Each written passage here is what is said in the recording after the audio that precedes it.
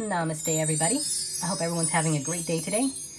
Today's video is going to be all about a little bit of my personal crystal collection. I thought I'd share with you all, just to give a little glimpse into some of the crystals I personally own and to have you all take a look at my personal collection, which I don't believe I've ever shown before. So let's start the video. Okay, so I don't usually have my crystals set up quite like this. They're on several shelves in my closet, but I decided to bring some of my crystals out and present them all to you today. And how I have it set up is I thought I'd do opposites of the color wheel, so purple and yellows, and then blues and oranges and reds and greens. So I'm just gonna start with the purples and the yellow collection first. Okay, amethyst, one of my personal favorite crystals, the first crystal I ever fell in love with, mainly because of the color, purple being my favorite color. And so let's start from the back forwards. Let's start with the biggest piece over here, this piece right here, which is the biggest amethyst cluster I own. And I picked this beauty up at, I want to say, Home Goods for a fairly inexpensive amount. And what I really love about this piece is the deep dark purple, which I'm really drawn to in crystals, because they're usually really expensive. The deeper the purple, the higher the price tag. And I also love the calcite formations on this piece, which is very unusual. At least I haven't come across any up to date. And it was cheaper than my local crystal shops, so I snagged this beauty up at Home Goods, I want to say. There's some Home Goods affiliate, one of those places. And this was the darkest, deepest purple amethyst cluster that I came across, and I decided to snag it before I missed the opportunity. And here's the back. I believe the back side is man-made. I think this is concrete.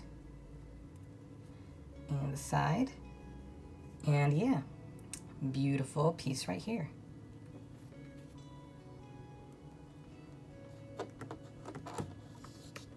The next piece would be the smaller amethyst cluster. It's a bit smokier. Not as vivid purple as the one in the back, but this one's a very special piece in my collection. I had picked this piece up while traveling to New Mexico with my partner, and we stopped at a local gas station just outside of Albuquerque, and they had some gemstones, and I came across this little beauty and snagged it up. I believe this is a tobacco amethyst. There's little dark spots within the crystals. And also some of these crystal points have a little bit of rainbow action. But this piece is very special because it was picked up during a trip, our first time to New Mexico. So this little amethyst cluster kind of commemorates that memory. Very beautiful in its own little way. At least I think so anyway. Very beautiful. And I love how it catches the light, plays with the light. Sparkle, sparkle, sparkle. Then the next piece is going to be this amethyst tower. And this amethyst tower used to be a lot purpler, or a lot more purple. I had made the unfortunate mistake of leaving this out in the sun for about a year or two. And unbeknownst to me, I wasn't aware that sunlight actually fades some crystals. Amethyst being one of them, and this is the results. A very pale purple, which I was kind of sad about because I love deep dark purples. But beautiful nonetheless, and one of the first points I've actually started collecting, so a very special place in my heart. The next one is this other amethyst point. Very deep, dark, and purpley. Beautiful. Mystical. I don't believe this one has a lot of rainbow action. I think there's another piece that does.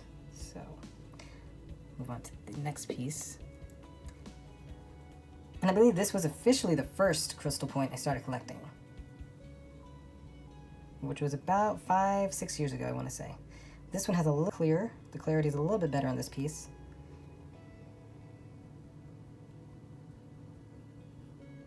A little bit of a rainbow right there. I'll try to make sure I get good lighting so I can show off some of the rainbows in these pieces and the flashes like in the labradorites in the back. Very beautiful. And the last little amethyst point the smallest that I have. This one right here.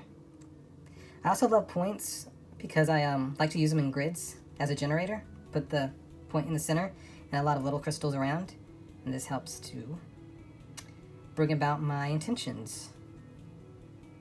So there you go. And the next piece is going to be this one right here. This right here is a Super 7, which was a gift from my partner. He knows how much I love crystals, so he picked me up this piece for my birthday, I want to say. Very gorgeous. And this piece was picked up at a local crystal shop here in town. Very beautiful. Can't capture it fully on video without turning it sideways, so apologize about that. Very beautiful. And this piece right here is an amethyst chunk. That looks like a piece of glass, actually.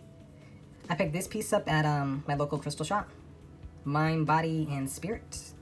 Just to throw that out there so you know what crystal shop I'm buying from in my town.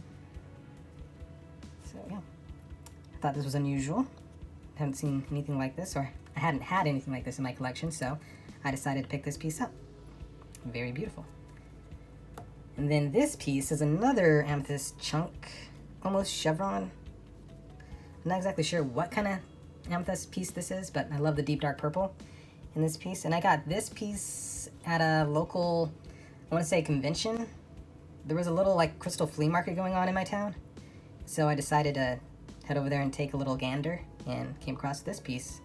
That was really unusual and very beautiful. The deeper the purple, the more I love it. Love, love, love.